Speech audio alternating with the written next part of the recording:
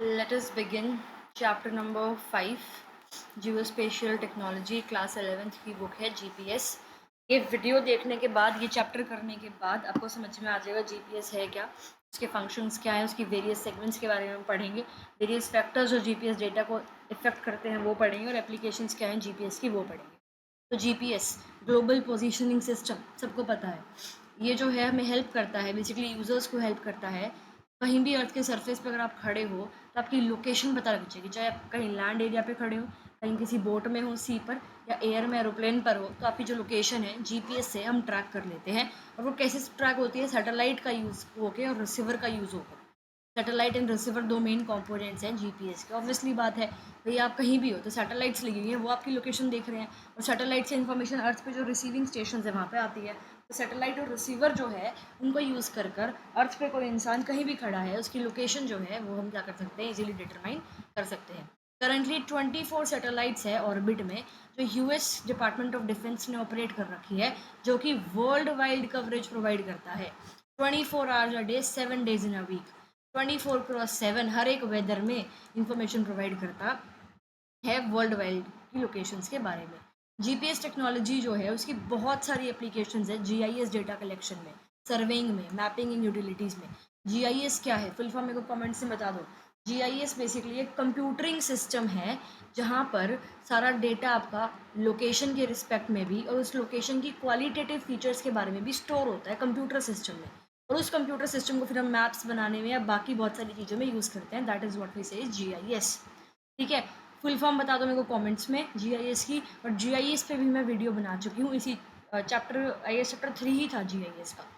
ठीक है, ओके। तो जीआईएस का जो डेटा है उसमें उस डेटा को सिलेक्ट करने में भी, उस डेटा का एक बेसिक सोर्स जो है वो जीपीएस टेक्नोलॉजी भी है। जो टेक्नोलॉजी है वो जीपीएस को बेनिफिट कर सकती है।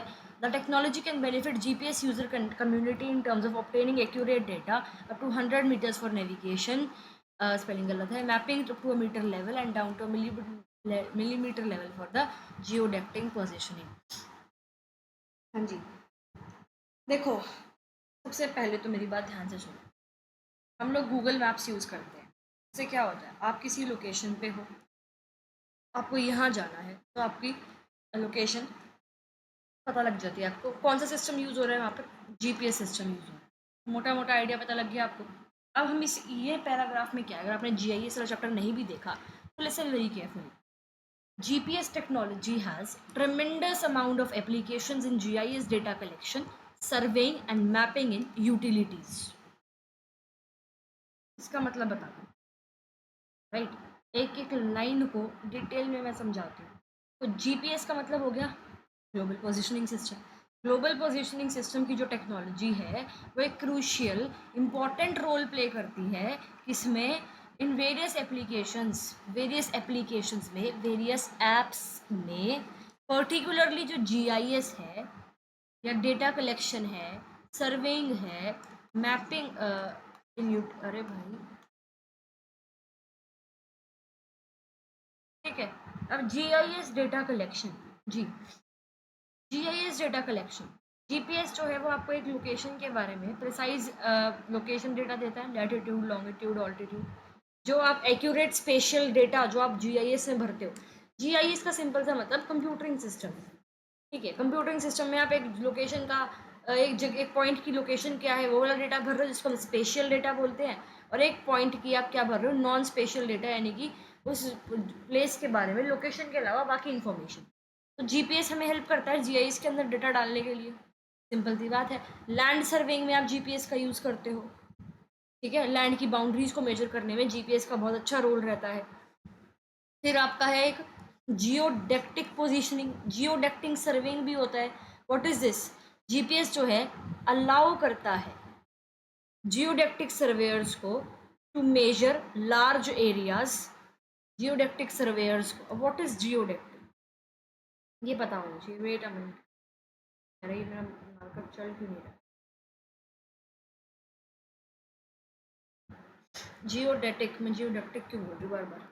हाँ, जियोडेटिक सर्वेइंग बेसिकली एक ब्रांच है सर्वेइंग की, जिसके अंदर आप अर्थ का शेप, साइज और जो उसके सरफेस पे पॉइंट्स है उसकी पोजीशंस को सर्वे करते हैं। ट्रेडिशनल सर्विंग में क्या होता है, आप छोटे छोटे एरियाज को, लोकलाइज्ड एरियाज को सर्वे कर रहे हो, लेकिन इस जियोडेटिक सर्विंग में क्या हो रहा है, अर्थ के कर्वेचर जो है, ठीक है, उसको उसको आप देख रहे हो, और एडवांस टेक्नोलॉजी का यूज़ कर रहे हो लार्जर डिस्टेंसेस, लार्जर एरियाज को सर्वे करने के लिए, ठीक है। Is this clear? तो जो टेक्नोलॉजी है बेसिकली जीपीएस टेक्नोलॉजी, वो हेल्प करती है किस चीज़ में, अब समझ में आया? एक्यूरेट डेटा, नेविगेशन में 100 मीटर्स तक एक्यूरेट डेटा आपको मिल जाता है, मैपिंग करनी है तो मीटर लेवल तक आपको डेटा मिल जाता है एक्यूरेट, और जियोडेटिक पोजीशनिंग में आपको मिलीमीटर लेवल तक का भी जो है डेटा मिल जाता है। आई होप नाउ ये जो चीज़ है ये बिल्कुल क्लियर है, ठीक है। नेक्स्ट है फंक्शंस ऑफ जीपीएस। जीपीएस का जो है फंक्शन क्या है, जीपीएस सैटेलाइट जो है वो आपको टाइम और पोजीशन इन्फॉर्मेशन देती है रिसीवर को, यहाँ सैटेलाइट है, यहाँ अर्थ पे यहाँ रिसीवर लोकेशन है, यहाँ से आपको डेटा मिल रहा है, कौन सा डेटा, पोजीशन और टाइम का इन्फॉर्मेशन। रिसीवर इस इन्फॉर्मेशन को पिकअप करता है सिग्नल से, जो सिग्नल बेसिकली आते हैं सैटेलाइट से, और इन्फॉर्मेशन फिर आपको मिल जाती है लेटीट्यूड की, लॉन्गिट्यूड की, और elevation information, that is height. तो जीपीएस के अंदर 24 अर्थ ऑर्बिटिंग सैटेलाइट्स है, so that at least अगर at least 4 of them, so that it can guarantee that there are at least 4 of them above the horizon for any point on earth at any time। 24 क्यों है भाई, अर्थ तो बहुत बड़ी है ना, अब ऐसा तो नहीं है हर एक सैटेलाइट एक ही पॉइंट पर लगाओगे, मतलब ये है कि ऐसा हो यहाँ पे कि अर्थ के किसी एक होराइजन पे कम से कम 4 सैटेलाइट तो हो, यानी कि आप कोई भी इंसान को अर्थ के किसी भी कोने पर कोई भी इंफॉर्मेशन चाहिए तो उसको और एक्यूरेट करने के लिए और हर पॉइंट की इंफॉर्मेशन देने के लिए 24 अर्थ ऑर्बिटिंग सैटेलाइट जो है जीपीएस सिस्टम के अंदर आती है। हर एक सैटेलाइट के अंदर एक एटॉमिक क्लॉक है। सैटेलाइट जो है वो रेडियो सिग्नल्स भेजते हैं जीपीएस रिसीवर्स को, ठीक है, सो दैट जो रिसीवर्स हैं वो ढूंढ सकें कि how far each satellite is sometimes with millimetres precision, at a given time. Is is clear? तो ये भी चीज़ें इससे पता लग जाती है। क्लियर जी। अब नेक्स्ट चीज देखो, या trilateration is a basic geometric principle that allows us to find the location of an unknown point by knowing the location of other points. The GPS receiver has the ability to find the receiver distance from 4 or more GPS satellites. Once it determines its distance from the 4 satellites, the receiver can calculate its exact location and altitude on Earth. If the receiver can only find 3 satellites, then it can use an imaginary sphere to represent the Earth and can give you location information but no altitude information. So I will be explaining this in very easy language with example. तो ध्यान से सुनना बिल्कुल, ठीक है जी। ट्राइलिटरेशन क्या है? ये एक मेथड है जो कि जीपीएस यूज करता है, किसके लिए? आपकी एग्जैक्ट लोकेशन ढूंढने के लिए, और ये भी मेजर करता है कि आप जो हो स्पेस में जितनी भी सैटेलाइट्स है अर्थ के ऑर्बिट में उससे कितनी दूर हो। एग्जाम्पल सिंपल सा, मान लो आप एक बड़े से पार्क में भाई कहीं खो गए, ठीक है, और आपके पास एक वॉकी टॉकी है, तो आपके चार और भी दोस्त हैं उस पार्क में ही डिफरेंट कॉर्नर्स पर, और वो आपको बताते हैं कि भाई तेरा सिग्नल मेरे से इतनी दूर आ रहा है, तेरा मेरे से इतनी दूर आ रहा है, तेरा मेरे से इतनी दूर आ रहा है, तेरा मेरे से इतनी दूर आ रहा है। पहला दोस्त बोलता है यार तू मेरे से 10 मीटर दूर है, तब क्या कर सकते हो आप? अपने अराउंड 10 मीटर की रेडियस में उसको ढूंढ सकते हो, ठीक है। या वो इंसान भी क्या कर सकता है, अपने अराउंड 10 मीटर की रेडियस बना सकता है और बोलेगा कि भाई वो तो कहीं यहाँ होगा, आप कहीं यहाँ होगे। सिमिलरली फ्रेंड 2 बोलता है कि भाई तू मेरे से 12 मीटर दूर है। अब आप सेकेंड सर्कल बनाते हो 12 मीटर की रेडियस का, ठीक है, और एक सर्कल बनाते हो मान लो 10 मीटर की रेडियस का। अब जो 2 सर्कल है वो 2 पॉइंट पे क्रॉस करेंगे, एक पॉइंट ये रहा, एक पॉइंट ये रहा। तीसरा दोस्त बोलता है कि तू मेरे से 8 मीटर के डिस्टेंस पे है, आप दूसरा सर्कल बनाते हो। अब जो तीसरा सर्कल है वो भी किसी ना किसी एक पॉइंट पे इंटरेक्ट करेगा, इसका मतलब वो जो है वो आपकी एग्जैक्ट लोकेशन है। अब जीपीएस इस चीज़ को कैसे यूज़ करता है, इमेजिन इस सेम चीज़ को स्काई में इमेजिन करो। जीपीएस सैटेलाइट्स आपकी ये फ्रेंड्स हो गई, लेकिन वो स्पेस में है। हर एक जीपीएस सैटेलाइट जो है सिग्नल देता है आपके फ़ोन को या जीपीएस के रिसीवर को और आपका जो जीपीएस रिसीवर है वो मेजर करता है कि आप उस सैटेलाइट से कितने दूर हो, फिर दूसरी सैटेलाइट से कितने दूर हो, तीसरी सैटेलाइट से कितने दूर हो, और फोर्थ सैटेलाइट से कितनी दूर हो, फिर आपकी एग्जैक्ट लोकेशन आ जाएगी। ठीक है, और एटलीस्ट मतलब एटलीस्ट 4 से तो यूज ही करता है ये। ठीक है, समझ में आ रहा है? मतलब देखो, अगर आपका डिस्टेंस एटलीस्ट 3 सैटेलाइट से पता लग गया तो आपकी अर्थ पे लोकेशन पता लग गई, लैटिट्यूड एंड लॉन्गिट्यूड पता लग गया। और अगर 4 सैटेलाइट से आपकी लोकेशन पता लग गई कि आप एक इस सैटेलाइट से इतनी दूर हो, इससे इतनी दूर हो, इससे इतनी दूर हो, इससे उतनी दूर हो, तो आपका ऑल्टीट्यूड भी पता लग जाता है। ठीक है जी। तो अगर सिर्फ 3 सैटेलाइट्स मिली तो क्या होगा, आपकी लोकेशन पता लगेगी बट ऑल्टीट्यूड नहीं पता लगेगा। ठीक है, तो एक लाइन में बताऊं तो ट्राइलेटरेशन का मतलब जीपीएस आपको ढूंढता है कि आप कहाँ पर हो, और कैसे ढूंढता है, आपकी जो डिस्टेंस है सैटेलाइट से वो कितना है। 3 सैटेलाइट से आपका डिस्टेंस पता लग गया तो आपकी लोकेशन पता लग गई, और 4 से पता लग गया तो आपका ऑल्टीट्यूड जो है वो भी पता लग जाएगा। तो ये वाला पैराग्राफ क्लियर है। अब देखो हमने और क्या देखा है, हमने देखा है ओवरव्यू, व्हाट इज जीपीएस, ये चीज देखिए। और क्या क्वेश्चन बन सकता है यहाँ से, there are currently 24 satellites in orbit operated by the US Department of Defense, ये क्वेश्चन बन सकता है यहाँ से। और क्या क्वेश्चन बन सकता है यहाँ से, फंक्शंस ऑफ जीपीएस, ये क्वेश्चन बन सकता है, right. And I will again, so atomic clock, what is atomic clock that every satellite contains, अब ये भी ध्यान से सुनना अब ये समझ में आ गया, अब इतना समझ में अच्छे से आ गया। अब ये रिवाइज करते हैं थोड़ा सा, जीपीएस क्या है। जीपीएस ग्लोबल पोजीशनिंग सिस्टम है, एक ऐसा सिस्टम जब आप अर्थ पे कहीं भी हो आपकी एग्जैक्ट लोकेशन पता लग जाएगी। आप चाहे किसी देश में चल रहे हो, किसी सिटी पे चल रहे हो, रोड पे ड्राइव कर रहे हो या एयरप्लेन में फ्लाई कर रहे हो, ठीक है, जैसे आप गूगल मैप्स यूज़ करते हो तो सेम जीपीएस जो है उसके अंदर आपका होता है। अब जीपीएस को ऑपरेट कौन करता है, जीपीएस जो है उसको ऑपरेट कौन करता है, तो जीपीएस जो है जो यूएस डिपार्टमेंट ऑफ डिफेंस का वो रन करता है जीपीएस सिस्टम को। और एटलीस्ट 24 जीपीएस सैटेलाइट जो है हमेशा अर्थ में मूव करती रहती है। जो सैटेलाइट्स है वो अर्थ पे सिग्नल भेजती रहती है हर एक 24 घंटे में, मतलब 24/7। जो जीपीएस डिवाइसेस जैसे कि आपका फ़ोन हो गया, नेविगेशन, कार नेविगेशन में जीपीएस होता है या स्मार्ट वॉच में जीपीएस होता है, वो इस सिग्नल्स को रिसीव करता है। Is this clear? फंक्शंस क्या है जीपीएस के, पहला सा फंक्शन है लोकेशन। भाई आप बेसिकली कहाँ हो अर्थ पे, फॉर एग्जांपल आपका फ़ोन खोला आपने और आप दिखाया आप सेंट्रल पार्क के पास हो, तो ये जीपीएस की वजह से हुआ। नेविगेशन, आपको एक जगह से दूसरी जगह जाना है तो गूगल मैप चलाते हो, उसमें लिखा आता है ना कि टर्न लेफ्ट इन 200 मीटर्स, या बोलते हैं बेसिकली वो, तो दैट इज ऑल्सो नेविगेशन में हेल्प करता है जीपीएस। ट्रैकिंग में हेल्प करता है, डिलीवरी कंपनी आपके पास आती है, आपने कुछ ऑर्डर किया तो आपकी लोकेशन क्या हो रही है, ट्रैक हो रही है, आप ट्रैक भी कर सकते हो ऑर्डर कहाँ पर है। टाइमिंग, एक्यूरेट टाइम मिल जाता है, एटीएम्स और मोबाइल टावर्स जो हैं वो जीपीएस को यूज़ करते हैं करेक्टली काम करने के लिए। मैपिंग, रोड को अच्छे से मैप करने में, मान लो सर्वेयर जो है सिटी मैप बना रहे हैं तो वो जीपीएस का यूज़ करते हैं एग्जैक्ट लोकेशंस के लिए। फिर हमने एक चीज़ पढ़ी, एटॉमिक क्लॉक। हर एक जीपीएस सैटेलाइट में एक special kind of accurate clock होती है जिसको हम एटॉमिक क्लॉक बोलते हैं। एटॉमिक क्लॉक जो है वो एक्सट्रीमली एग्जैक्ट टाइम रखते हैं, इवन सेकंड का वो उसमें वो होता है, सेकंड सेकंड का जो है बिल्कुल मैच करता है टाइम, बहुत ज़्यादा एक्यूरेट टाइम उसके अंदर होता है।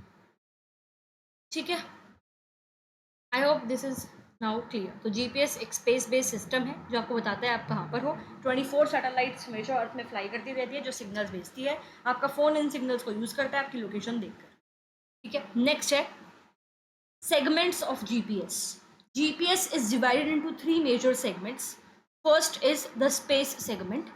GPS consists of 24 Earth orbiting satellites. The satellites are, देखो वैसे तो मैं ये बता चुकी हूँ इतना तो, ठीक है, ये बुक बहुत सिंपल है, बार बार चीज़ों को इसमें रिपीट करा गया है, बट कोई बात नहीं, I will explain everything.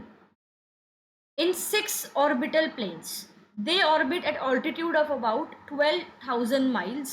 Each satellite contains 4 precise atomic clocks and has a microprocessor on board for limited self-controlling and data processing. The satellites are equipped with thrusters which can be used to maintain or modify their orbits. जी,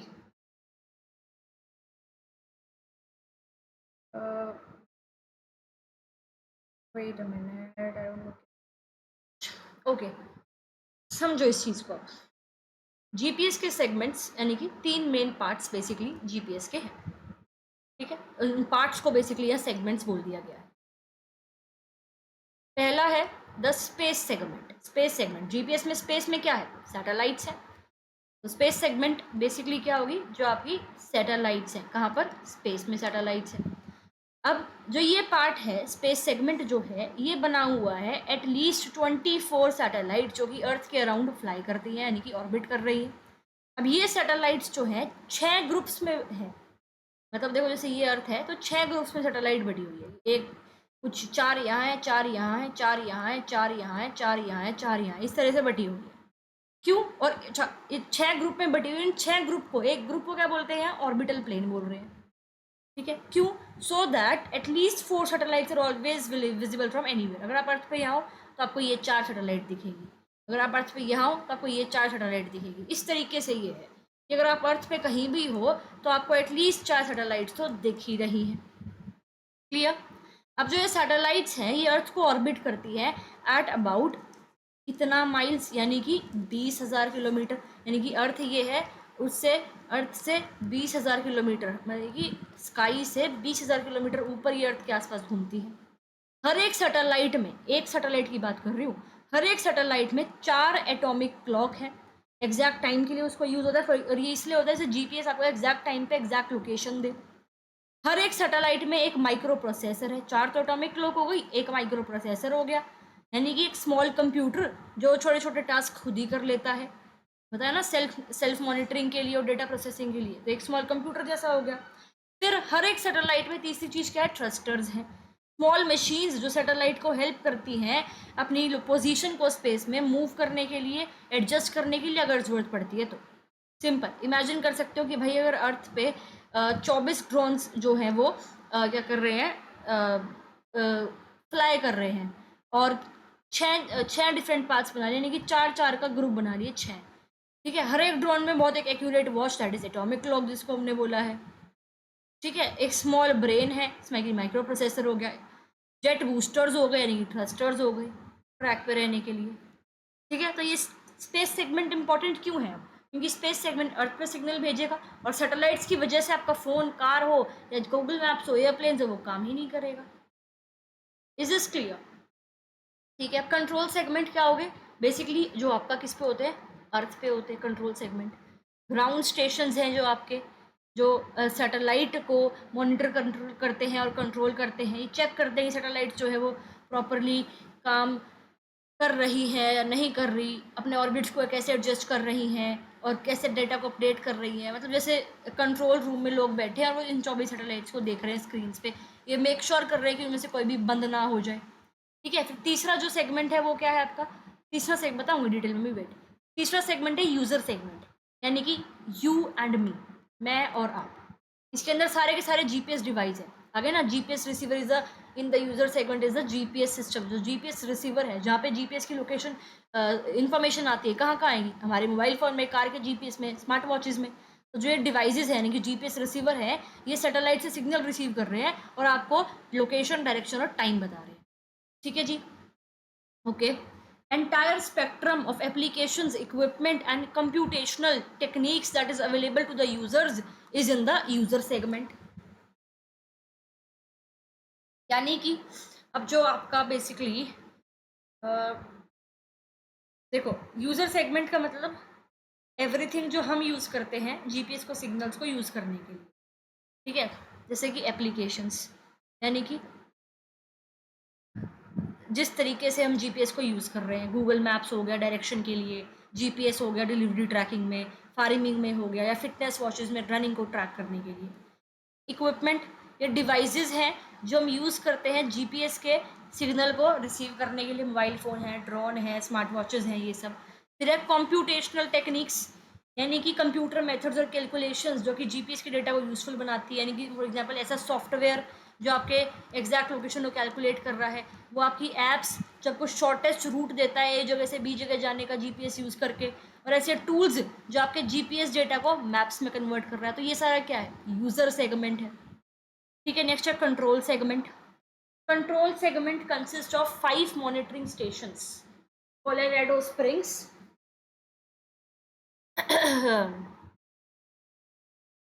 एक second,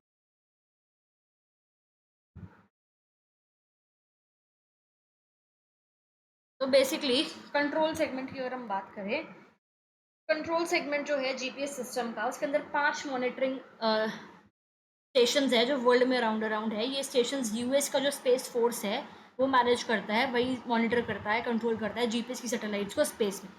पहला हो गया Colorado springs जो कि USA में है, main control station यही है। फिर हो गया आपका हवाई में, रिमोट मॉनिटरिंग सिस्टम ये है। फिर हो गया एसेंशन आइलैंड, ठीक है, अटलांटिक ओशन में है ये रिमोट मॉनिटरिंग स्टेशन। और डियागो गार्शिया, ये भी इंडियन ओशन में है। और आपका क्वाजेलिन आइलैंड मार्शल आइलैंड्स में है, ये पैसिफिक ओशन। ये भी स्टेशंस क्या करते हैं, ट्रैक करते हैं सैटेलाइट को, चेक करते हैं कि सैटेलाइट काम कर रही है अच्छे से या नहीं कर रही, और अपडेट्स भेजते हैं सैटेलाइट्स को, जैसे कि न्यू टाइम डेटा या ऑर्बिटल एडजस्टमेंट्स। ठीक है जी। जैसे एग्जाम्पल कैसे बताऊँ, मान लो 5 टीचर्स हैं अराउंड द वर्ल्ड और वो वॉच कर रहे हैं उन 24 ड्रोन्स को स्काई में। ठीक है, वो मेक श्योर करते हैं कि ड्रोन्स जो है वो राइट पाथ पे जाएं, करेक्ट सिग्नल्स लोगों को दें, ये सब चीज़ें। ठीक है। 3 of these stations serve as uplink installations capable of transmitting data to the satellites, including clock corrections and other broadcast message data and new ephemerides. Pronunciation वो कभी नहीं आता, बस चलो EPHEMERID। पहले तो मतलब समझा देती हूँ इसको। अच्छा, कोलोराडो स्प्रिंग क्या है, मास्टर कंट्रोल स्टेशन है, ये तो मैंने तुम्हें बता ही दिया।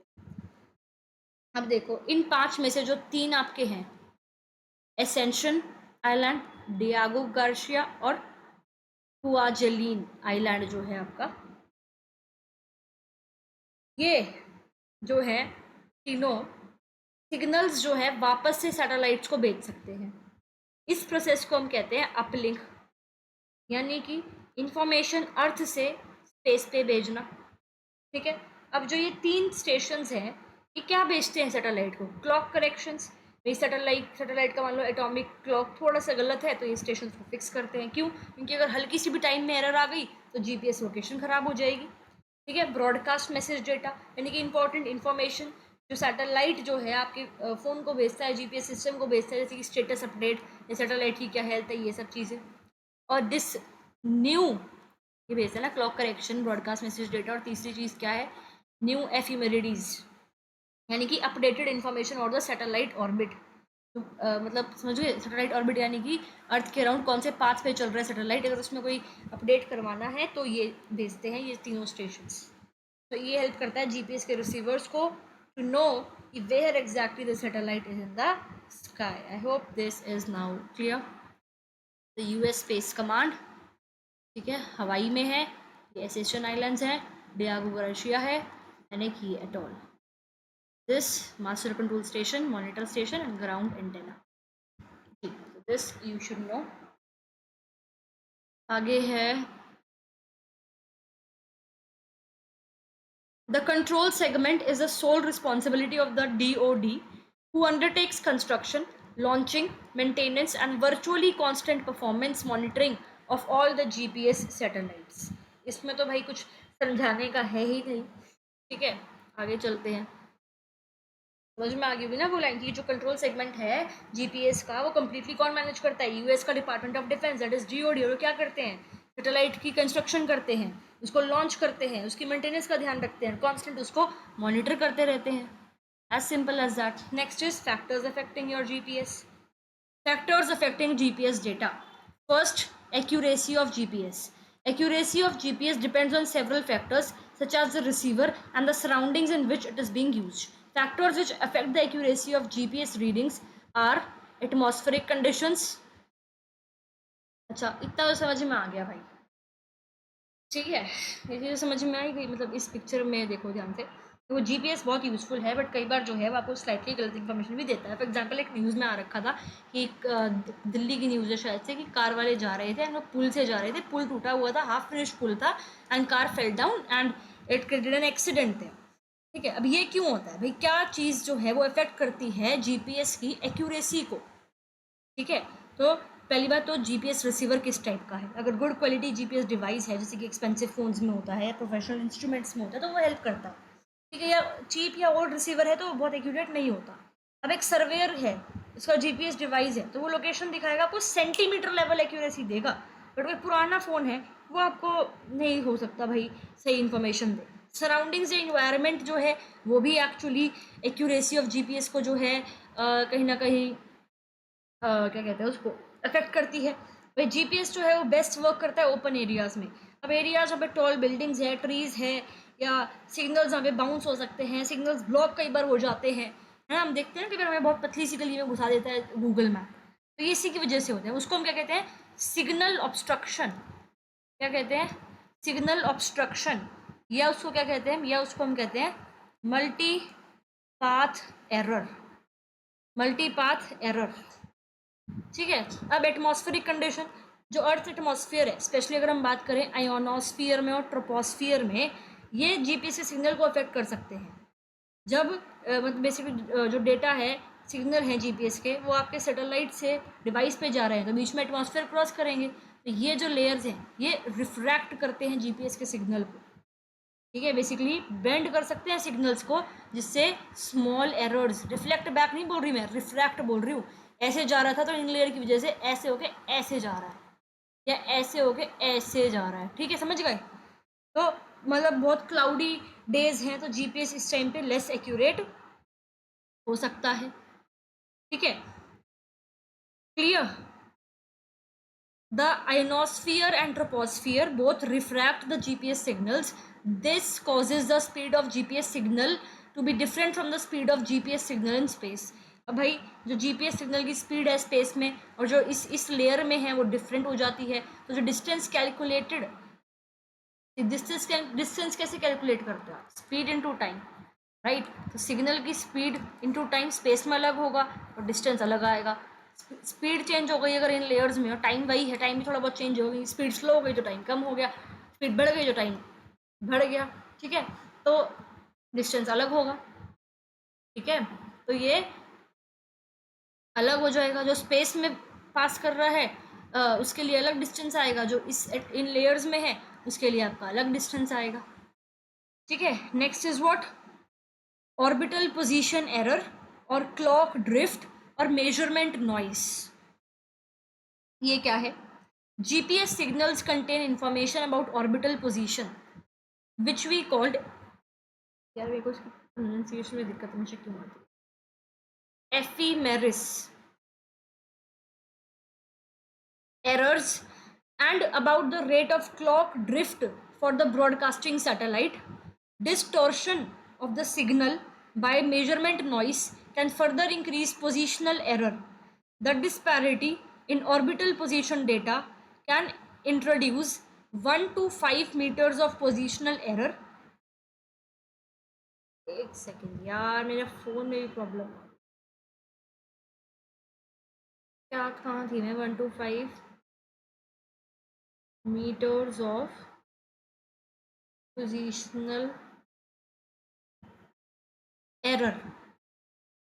Clock drift disparity can also introduce 0 and till 1.5 meters of positional error, and measurement noise can introduce 0 से लेकर 10 तक।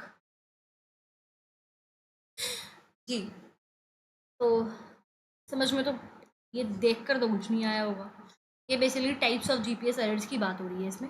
जब जीपीएस आप यूज़ करते हो कई बार लोकेशन गलत दिखती है, तो मेन 3 टाइप की एरर्स आपकी आती है। पहला होता है आपका ऑर्बिटल पोजीशन एरर, जिसको हम एफीमेरिस एरर भी बोलते हैं। हर एक जीपीएस सैटेलाइट जो है वो डेटा भेजती है about exact path in space, ठीक है, कि भाई जो सैटेलाइट है वो स्पेस में किस पाथ पे रिवॉल्व कर रही है वो डेटा भेजती है। इसको हम बोलते हैं एफीमेरिस डेटा। अगर ये डेटा हल्का सा गलत हो गया तो जीपीएस जो है उसको एग्जैक्टली नहीं पता लगेगा सैटेलाइट कहाँ है, तो इससे दिक्कत हो सकती है, और दिक्कत इससे 1 से 5 मीटर की दिक्कत आ सकती है इसकी वजह से, ठीक है। ओके, क्लॉक ड्रिफ्ट एरर आती है। फिर क्लॉक ड्रिफ्ट एरर क्या है, जीपीएस सैटेलाइट में एटॉमिक क्लॉक्स है, ठीक है, और आपके जो डिवाइस है उसमें भी क्लॉक है। अगर इनमें टाइम में डिफरेंस आया, जो आपके डिवाइस में टाइम है और जो एटॉमिक क्लॉक में टाइम है उसमें डिफरेंस आया, इसको बोलते हैं क्लॉक ड्रिफ्ट। तो इससे लोकेशन एरर हो सकती है, और इससे 0 से 1.5 मीटर्स तक की एरर हो सकती है। मेजरमेंट नॉइस है फिर, यानी कि रैंडम सिग्नल डिस्टॉर्शन, वेदर की वजह से, बिल्डिंग, ट्रीज, इलेक्ट्रिकल डिवाइस, इनकी वजह से अगर सिग्नल डिस्टॉर्शन हो रहा है, सिग्नल जो है ब्रेक हो रहा है, तो जीपीएस सिग्नल इससे अनक्लियर हो जाएगा, तो इससे जो एरर्स है वो 0 से 10 मीटर के बीच में हो सकती है। As simple as that. फिर क्या है, selective availability, orbital pollution position error should not be confused with selective availability, which is the intentional alteration of the time and orbital position signal by the Department of Defense. Selective availability can introduce 0 to 70 meters of positional error. Fortunately, positional errors caused by this can be removed by differential correction. अब इसमें क्या है, देखो दो different चीज़ें हैं, confuse नहीं करना चाहिए हमें उनके। क्या है, पहली आपकी ऑर्बिटल पोजीशन एरर, यानी कि एफिमेरिस एरर जो अभी हमने देखी, नेचुरल एरर जो सैटेलाइट के पाथ के डेटा में अगर डिफरेंस है, छोटी छोटी गलतियां हैं तो उससे हो सकती है, और इससे 1 से 5 मीटर का पोजिशनल एरर क्रिएट हो सकता है, जो भी हमने यहाँ पर ये देखा ही है। ठीक है, फिर एक है सेलेक्टिव अवेलेबिलिटी। इसमें क्या है, यूएस जो है वो डेलिबरेट यानी कि अपनी मर्जी से इंटेंशनली जो है चेंज करता है। ठीक है, डेलिबरेट चेंज जो यूएस का डीओडी है, डिपार्टमेंट ऑफ डिफेंस, वो चेंज करता है जिससे जो जीपीएस है वो लेस एक्यूरेट बने जनरल पब्लिक के लिए। तो इसमें 0 से 70 मीटर्स का जो है डिफरेंस आता है। अब सेलेक्टिव अवेलेबिलिटी समझ में आ गया। पर्पस क्या है कि एनिमीज को प्रिवेंट, बेसिकली इसका पर्पस ये है एनिमीज को प्रिवेंट करना from using GPS military purposes के लिए। ठीक है, प्रॉब्लम इससे जो है पोजिशनल एरर कितनी हो सकती है, 0 से 70 मीटर्स की हो सकती है। अब गुड न्यूज़ ये है कि इन एरर्स को हम फिक्स कर सकते हैं डिफरेंशियल करेक्शन से। डिफरेंशियल करेक्शन के अंदर स्पेशल करेक्शन स्टेशंस यूज़ करते हैं डिफरेंट जीपीएस सिग्नल्स का, बेसिकली उनको कंपेयर करते हैं और डेटा क्या कहते हैं, मिस्टेक्स को फिक्स करते हैं। मल्टीपाथ देखते हैं हम। A GPS signal bouncing off a reflective surface prior to reaching the GPS receiver antenna is referred to as multipath. Because it is difficult to completely correct multipath error, even in high precision GPS units, multipath error is a serious concern to the GPS user. तो बहुत ही simple सा concept है भाई, तो हमें वैसे भी समझ में आ गया हुआ। यानी कि जीपीएस सिग्नल जब आ रहा है और किसी रिफ्लेक्टिव सरफेस पे आगे वापस से बाउंस बैक हो गया, रिफ्लेक्टिव सरफेस जैसे कोई मेटल है या बिल्डिंग है या वाटर है, और आपके जीपीएस रिसीवर से बोलने से पहले ही वापस क्या हो गया, बाउंस बैक हो गया, तो सिग्नल डायरेक्टली नहीं आएगा सैटेलाइट से, लॉन्गर रूट होएगा बाउंस। ठीक है, now it will take some longer route, bounce off करेगा उसके बाद आपके पास आएगा, मतलब मान लो इतना आया, बाउंस ऑफ करा, फिर कहीं से आपके पास आया, इस तरीके से है। तो ये अब जो जीपीएस सिग्नल है वो सरफेस से बाउंस ऑफ करेगा, तो आपके पास डेटा आने में, इन्फॉर्मेशन आने में एक्स्ट्रा टाइम लगेगा। ठीक है, तो ये जो है आपके जीपीएस कई बार गलत पोजीशन भी दे देते हैं।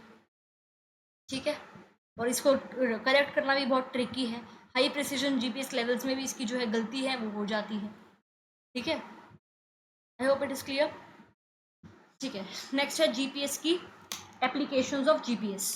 One of the most significant and unique features of GPS is the fact that the positioning signal is available to users in any position worldwide at any time. ठीक है, with a fully operational GPS system, it can be generated to a large community which is likely to grow continuously as there are multiple applications ranging from surveying, mapping and navigation to GIS data capture. ठीक है, खत्म। Okay. So applications of GPS, example navigation, geotagging, defense, surveying and map making. Last है बिल्कुल topic.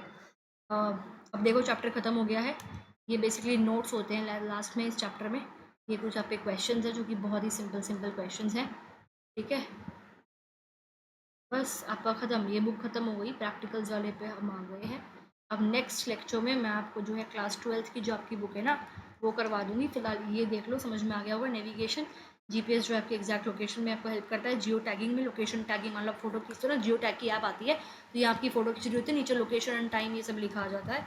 ठीक है, defence military use में इसका use किया जाता है, मैप मेकिंग में, सर्वेइंग में इसका यूज़ किया जाता है। अब जो जीआईएस है वो डेटा को कलेक्ट करता है, सॉरी जीपीएस है वो डेटा को कलेक्ट करता है और उस डेटा को हम जीआईएस सिस्टम में सेव करते हैं। ठीक है, जीपीएस जो है वो जीपीएस से जो डिवाइसेस हैं वो लोकेशन स्पेसिफिक डेटा ले सकते हैं, उसको हम आगे मैपिंग के लिए, प्लानिंग के लिए या रिसर्च के लिए जो है यूज़ कर सकते हैं। ठीक है, और भी एप्लीकेशंस है जीपीएस की, फॉर एग्जांपल व्हीकल्स को ट्रैक करने के लिए, आउटडोर एक्टिविटीज़ मतलब हाइकिंग में, बाइकिंग में आप जीपीएस यूज़ करते हो, फ्लीट मैनेजमेंट में व्हीकल्स का फ्लीट मैनेज करना है, इस सब चीज़ों में। This was all for this video. अब अगर हम ये देखो, इसमें भी कुछ इतना नहीं है खार, ठीक है। ओके, तो ये बुक भी हमारी जो है बिल्कुल कंप्लीट हो गई है। Thank you for the patience.